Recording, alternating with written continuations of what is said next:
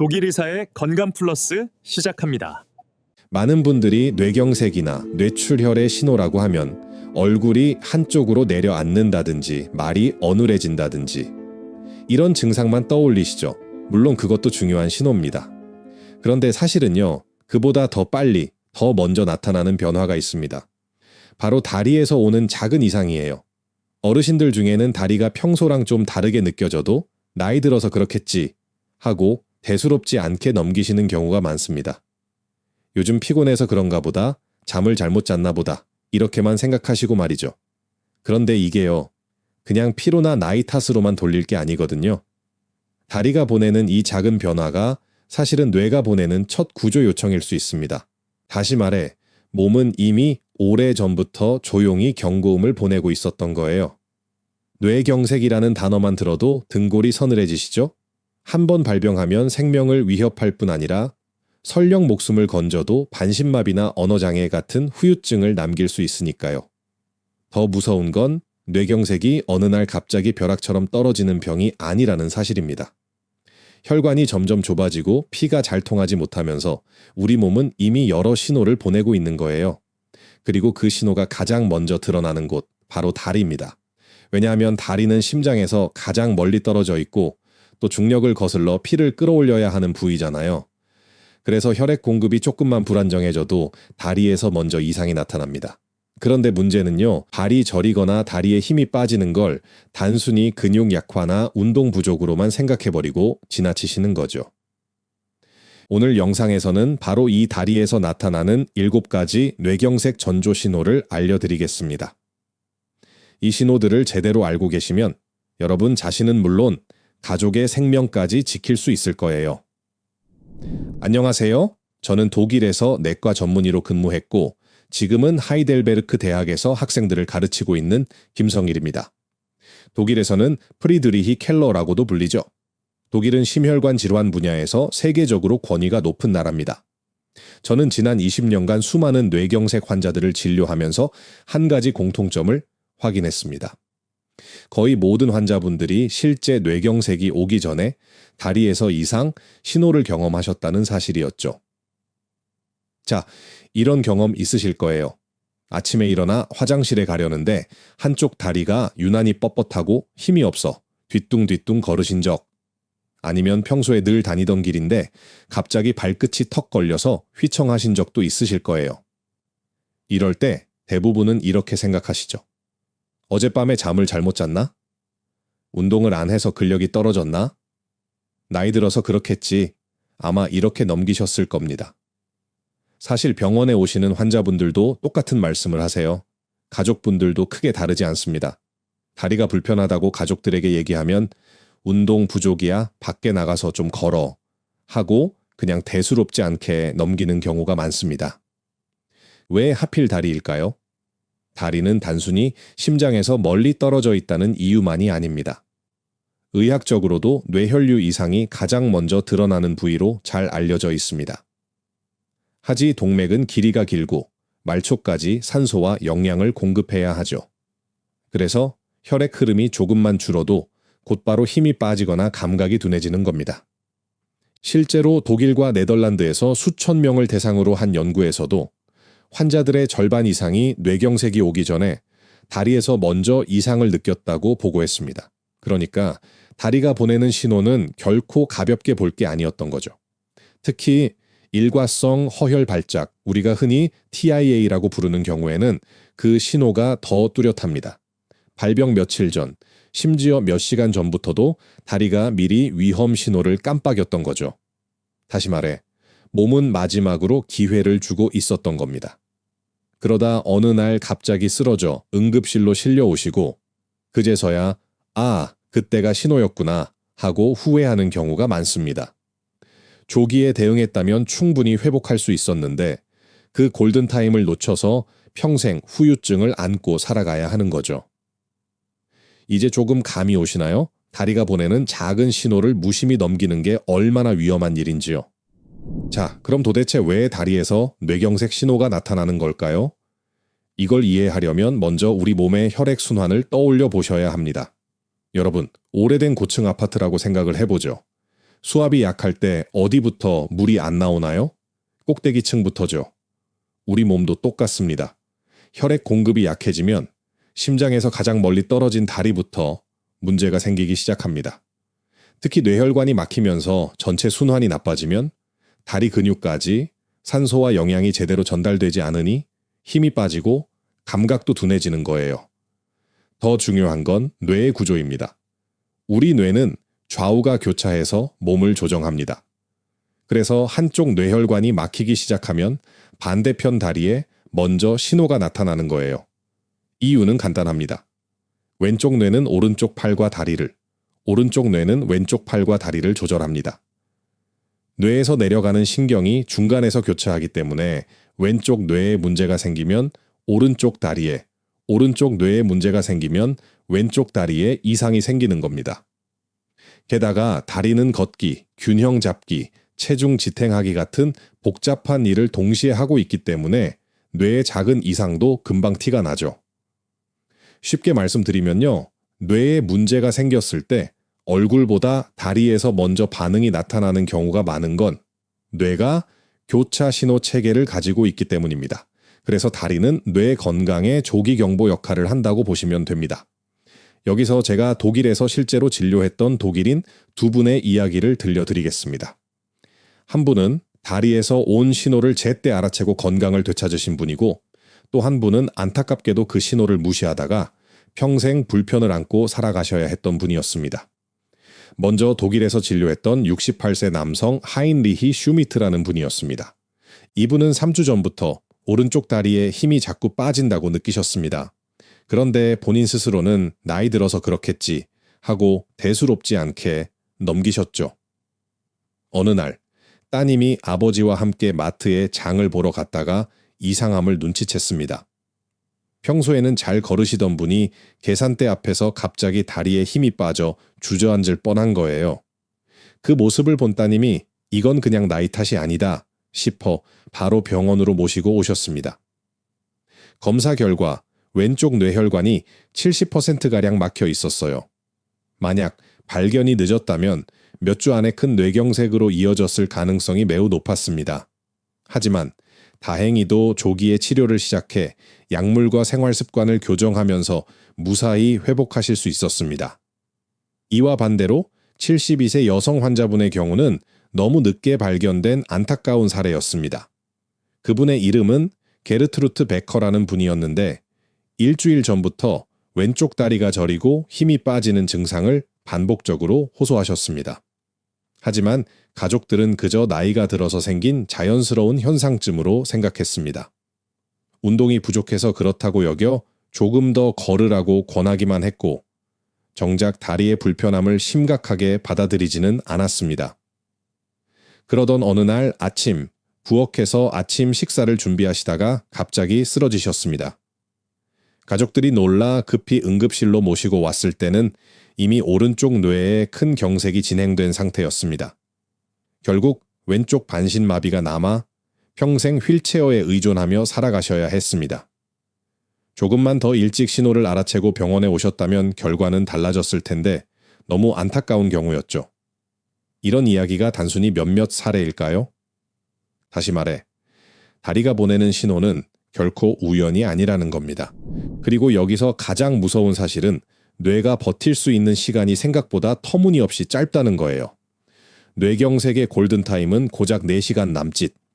이 시간을 놓치면 수억 개의 뇌세포가 회복 불가능한 손상을 입게 됩니다. 더 무서운 건 우리가 흔히 일과성 허혈 발작기라고 부르는 증상입니다. 이름이 생소하시죠?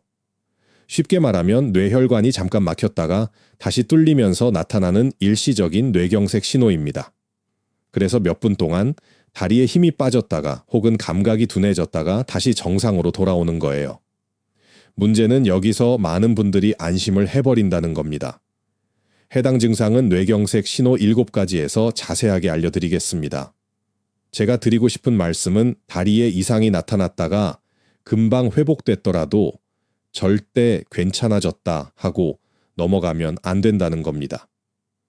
오히려 이때가 가장 서둘러 병원에 가야 할 순간이라는 걸 꼭 기억하셔야 합니다. 이제부터는 다리에서 나타나는 뇌경색 신호 7가지를 하나씩 공개하겠습니다. 이건 단순한 증상이 아니라 살아있는 경고등이라고 생각하셔야 합니다. 혹시라도 이 중 한 가지만이라도 경험하셨다면 절대 그냥 넘기지 마셔야 합니다. 첫 번째 신호는 한쪽 다리에 갑작스러운 힘 빠짐입니다. 계단을 오르다 갑자기 한쪽 다리에 힘이 풀려 주저앉을 뻔한 경험, 혹은 의자에서 일어날 때 유독 한쪽 다리에만 힘이 안 들어가는 경험 혹시 있으셨나요? 많은 분들이 이런 순간을 단순히 피곤하거나 운동 부족 탓으로 돌리지만 사실은 그렇지 않습니다. 운동 부족으로 다리가 약해지면 보통 양쪽이 함께 힘이 빠지고 걸으면 걸을수록 점점 지쳐가는 양상으로 나타납니다. 반면 뇌혈관에 문제가 있으면 특징적으로 한쪽 다리만, 그것도 갑자기 뚝 힘이 빠지는 형태로 나타납니다. 쉬어도 금방 회복되지 않거나 같은 쪽에서 반복된다면 단순한 근육 약화가 아니라는 뜻이죠. 뇌에서 내려오는 운동 신호와 올라오는 감각 신호가 어긋날 때 흔히 나오는 전형적인 호소예요. 걷다가 발이 엉뚱한 방향으로 가는 느낌, 장바구니를 들다가 갑자기 다리에 힘이 풀리는 경험 등으로 나타나기도 합니다. 실제로 이런 증상을 호소한 환자분들을 검사해보면 상당수에서 뇌혈관의 협착이나 미세한 뇌경색이 발견됩니다. 즉, 단순한 노화 현상으로만 치부하기에는 분명히 의학적 의미가 있는 신호라는 겁니다. 두 번째 신호는 다리의 저림과 감각 이상입니다. 발바닥이 무뎌져 뜨겁고 차가운 것을 잘 구별하지 못하거나 촉감이 둔해지는 경우가 있습니다. 많은 분들이 이렇게 표현하세요. 맨발인데 양말을 신은 것 같다. 발바닥에 솜을 깔고 걷는 느낌이다. 여기서 중요한 건 이런 저림이 단순히 말초신경 문제와는 다르다는 점입니다.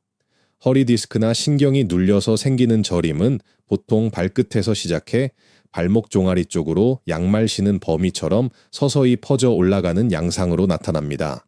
또 허리를 숙이거나 오래 앉아 있을 때 심해졌다가 자세를 바꾸면 다시 가라앉는 경우도 많죠. 그런데 뇌혈관 문제로 오는 저림은 양상이 전혀 다릅니다.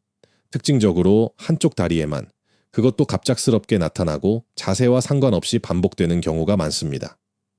발 자체는 멀쩡하지만 감각 신호를 처리하는 뇌의 감각 피질에 혈류가 부족해지면서 뇌가 그 신호를 잘못 해석하는 거예요. 그래서 뜨거운 물에 발을 담갔는데도 덜 뜨겁게 느껴지거나 울퉁불퉁한 바닥인데도 평평한 것처럼 느껴지기도 합니다. 세 번째 신호는 다리를 질질 끄는 보행, 의학적으로는 조카수라고 부릅니다. 정상이라면 발목 근육이 발끝을 들어 올려 바닥에 걸리지 않도록 해줍니다. 그런데 뇌에서 내려오는 신호가 제대로 전달되지 않으면 발목을 들어 올리는 힘이 약해져 발끝이 바닥에 끌리게 됩니다. 그래서 걷는 소리가 달라지고 신발 앞부분이 유난히 빨리 닳는 특징이 나타나죠. 문제는 본인은 잘 모른다는 겁니다. 대신 가족들이 먼저 눈치채는 경우가 많습니다. 요즘 아버지 걸음걸이가 이상하다. 발을 자꾸 끄는 소리가 난다. 이렇게 일상 속 작은 변화를 통해 드러나는 경우가 많습니다. 실제로 독일에서 제가 만난 환자 한 분은 아내가 신발 앞창이 한쪽만 이상하게 닳는다고 의심해서 병원에 오셨습니다. 검사 결과 작은 뇌경색이 확인되었고 조기에 발견해 큰 사고를 막을 수 있었습니다. 이처럼 걸음걸이의 작은 변화, 신발 마모나 발소리 같은 단서가 사실은 뇌가 보내는 중요한 신호일 수 있습니다. 무심코 지나치지 말고 가족끼리 서로 잘 살펴봐야 합니다. 네 번째 신호는 자꾸 걸려 넘어지는 증상입니다. 평소에 잘 다니던 길인데 요즘 따라 문턱이나 계단에 발이 걸리는 경우가 있으신가요? 이건 단순히 문턱을 못 봐서 그런 게 아니라 뇌혈관 손상으로 고유 감각이 떨어진 신호일 수 있습니다. 고유 감각은 말이 조금 어려운데 쉽게 말하면 내 발이 지금 어디에 있고 어떤 자세로 서 있는지를 뇌가 스스로 아는 능력입니다. 우리가 길을 걸을 때 발을 일일이 내려다보지 않아도 걸을 수 있잖아요. 계단을 오를 때도 눈으로 발끝을 확인하지 않고 자연스럽게 발을 올려놓을 수 있는 건 고유 감각 신호가 뇌에서 다리까지 잘 전달되기 때문입니다. 그런데 이 기능이 떨어지면 뇌가 발의 위치를 제대로 인식하지 못해 작은 문턱에도 걸려 넘어지고 계단 높이를 잘못 짚어 휘청거리게 되는 거죠. 문제는 이런 낙상이 단순히 넘어지는 걸로 끝나지 않는다는 거예요. 특히 70대 이상 어르신들의 경우 넘어짐은 곧 엉덩이 골절, 척추 골절, 그리고 장기간의 와병 생활로 이어지기 쉽습니다. 물론 누구나 가끔은 발이 걸릴 수 있습니다. 하지만 특별한 이유가 없는데도 반복적으로 같은 증상이 나타난다면 단순한 노화가 아니라 뇌가 보내는 위험 신호일 수 있다는 거죠. 5번째 신호는 다리 떨림과 내가 원치 않았는데도 저절로 나타나는 움직임입니다. 쉽게 말해 내가 가만히 있으려고 해도 다리가 자꾸 달달 떨리거나 스스로 제어하기 어려운 움직임이 반복되는 경우예요. 물론 누구나 피곤하거나 긴장했을 때 다리가 잠깐 떨릴 수 있습니다. 그런데 이런 경우는 대개 금방 멈추고 쉬면 사라집니다. 하지만 뇌혈관 문제로 생기는 떨림은 양상이 다릅니다. 원하지 않아도 반복적으로 나타나고 특정 상황과 상관없이 지속되는 특징이 있죠. 왜 이런 일이 생길까요? 뇌는 우리 몸의 지휘자 같은 역할을 합니다. 다리를 움직여라, 멈춰라, 힘을 줘라 하는 신호를 내려보내야 하는데 뇌혈관이 좁아지거나 막히면 이 신호가 불안정해집니다. 신호가 들쭉날쭉해지니 다리가 내가 원하지 않았는데도 떨리거나 움찔거리는 겁니다. 이처럼 내가 원치 않았는데 다리가 자꾸 움직인다는 건 단순히 나이 탓이나 관절 탓으로만 볼 수 없습니다. 반복적이고 지속적인 떨림이 나타난다면 반드시 신경학적 검진을 받아보셔야 합니다. 6번째 신호는 보행 불균형과 휘청거림입니다. 우리 뇌의 뒤쪽에 자리 잡은 손에는 몸의 균형과 조화를 담당하는 기관인데 이곳으로 가는 혈류가 막히면 걷는 동작이 매끄럽지 못해집니다. 중심을 잡지 못하고 몸이 한쪽으로 기울거나 발이 제자리에서 꼬이듯 움직이는 거죠. 이런 증상은 특히 아침에 심해지는 경우가 많습니다. 밤사이 혈압이 떨어지면서 뇌로 가는 혈류가 줄어들기 때문인데 그래서 실제로 많은 뇌경색 환자들이 아침에 갑자기 쓰러져 응급실로 오게 됩니다. 환자분들은 흔히 이렇게 표현하십니다. 술도 안 마셨는데 비틀비틀한다. 바닥이 울렁거리는 것처럼 걸음이 삐끗거린다. 겉으로 보기에는 단순한 어지럼증처럼 보이지만 사실은 뇌에서 균형을 잡는 신호가 제대로 전달되지 않는 상태일 수 있습니다.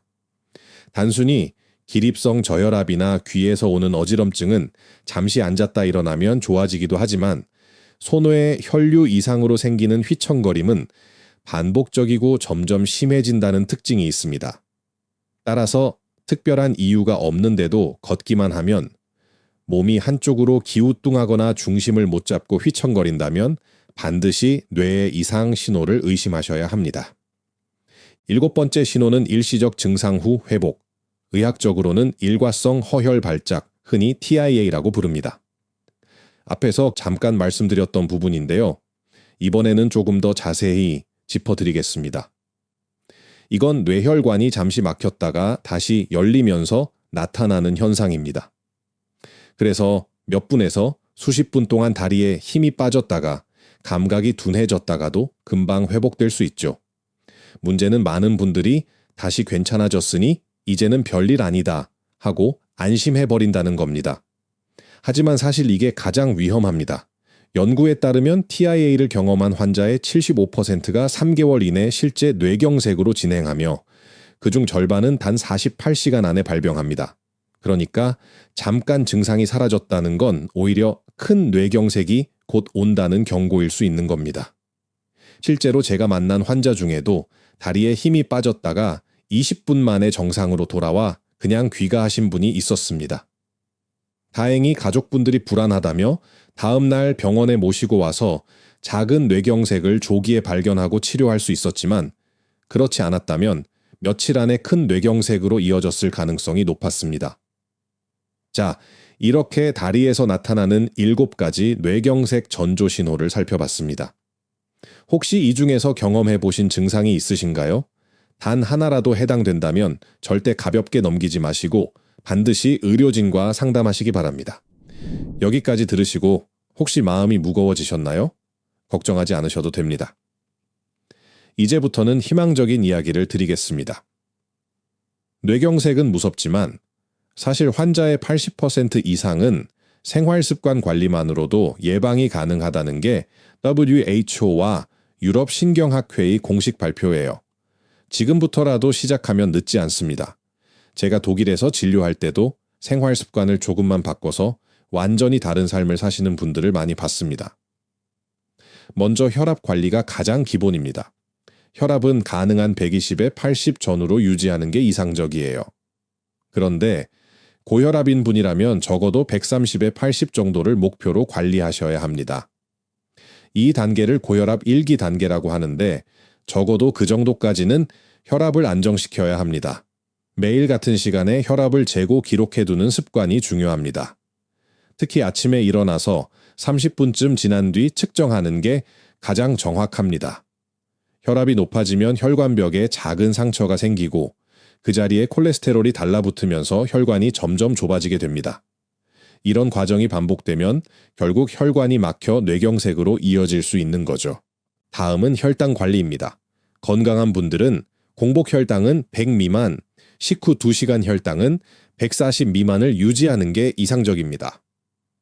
이미 당뇨가 있으신 분들은 의사와 상의해 관리 목표치를 정해야 하지만 일반적으로는 공복 혈당 130 미만, 식후 2시간 180 미만을 권장합니다.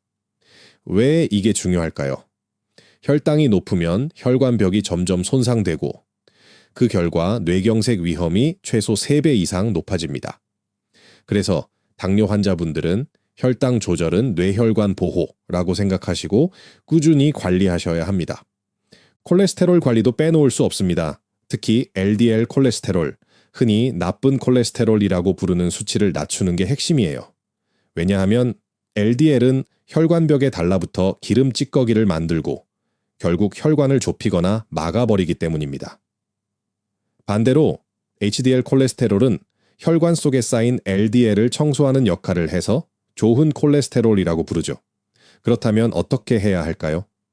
우선 포화지방이 많은 기름진 음식, 가공육, 튀김류는 줄이시는 게 좋습니다. 대신 오메가3가 풍부한 등푸른 생선을 일주일에 2-3번 챙겨 드세요. 연어나 고등어, 청어 같은 음식이 대표적입니다. 또 호두, 아몬드, 아마씨 같은 견과류, 올리브유나 카놀라유처럼 불포화 지방이 많은 기름은 LDL을 낮추고 HDL을 높이는 데 도움이 됩니다. 채소와 과일도 잊지 마세요. 특히 녹황색 채소와 베리류에는 항산화 성분이 풍부해서 혈관벽을 튼튼하게 지켜줍니다. 운동도 빠질 수 없습니다. 가장 좋은 건 빠르게 걷기예요. 하루 30분, 주 5회 정도면 충분합니다. 옆 사람과 대화는 가능하지만 노래 부르기는 어려운 정도의 속도, 이게 적당한 빠른 걸음입니다. 이 정도만 꾸준히 해도 혈액순환이 확 좋아집니다. 생활습관 중에서는 금연이 가장 중요합니다. 담배는 혈관을 직접적으로 손상시키니까요. 술은 남성은 하루 2잔, 여성은 1잔 이하로만 드시는 게 안전합니다. 그리고 충분한 수면도 꼭 챙기셔야 해요. 잠이 부족하면 혈압과 혈당이 모두 올라갑니다. 이제 집에서 스스로 해볼 수 있는 간단한 자가체크법을 알려드리겠습니다. 하루 3분이면 충분합니다. 첫째, 의자에 앉아 팔짱을 끼고 일어나 보세요.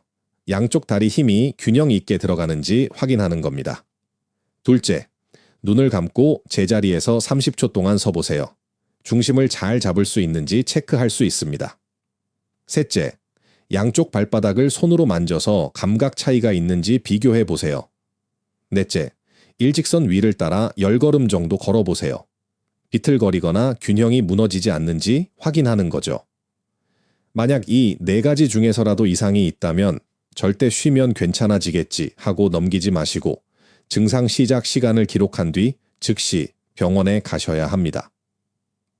여러분, 내일 아침부터라도 이 체크법을 직접 해보시고 결과를 댓글로 나눠주시면 좋겠습니다. 가족과 함께 해보셔도 큰 도움이 될 거예요. 오늘 내용을 간단히 정리해 보겠습니다. 우리가 함께 살펴본 건 다리에서 나타나는 뇌경색의 7가지 전조 신호였죠. 이 신호들을 조기에 알아차리면 회복의 길이 열리지만 무심히 지나치면 평생의 후회로 남을 수 있습니다. 작은 신호, 마지막 경고, 평생의 후회. 이 세 단어가 무겁게 느껴지실 수도 있지만 이제 여러분은 이 모든 걸 막을 수 있는 지식을 손에 넣으셨습니다. 다리는 단순히 우리 몸을 지탱하는 기둥이 아니라 뇌가 보내는 경보 장치입니다.